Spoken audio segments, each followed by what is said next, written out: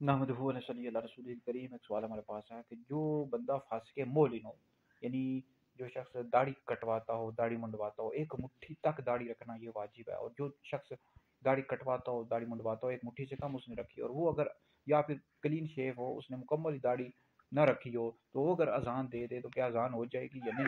देखिए, इस हवाले से जो फासिक मोलिन होता है, यानी जो दाढ़ी कटवाता है, मुंडवाता है, एक मुट्ठी से उसने कम रखी हुई है और इसका क्लीन शेव है, तो ऐसे शख्स की जो अजान है मकरूह है।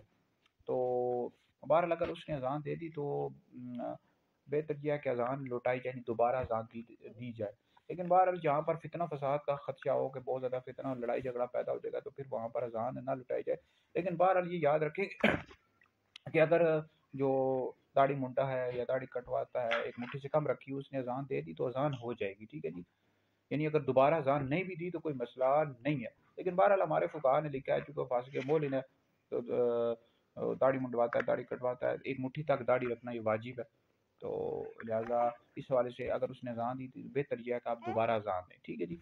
तो लेकिन बहरहाल अगर दोबारा अजान नहीं भी दी तो भी अजान हो जाएगी। बहरहाल दाढ़ी के हवाले से अगर आपने तफसील के साथ वीडियो सुनी हो, मुफ्ती दानिश आज़मी मेरा यूट्यूब चैनल है, आप दाढ़ी लिखें तो दाढ़ी के मसाइल लिखें या दाढ़ी का लफ्ज़ लिखें, मुफ्ती दानिश आज़मी लिखें, तो आप तफसील के साथ यूट्यूब पर मेरी वीडियो आ जाएगी, तफसील के साथ आपको मालूमात मिल जाएगी।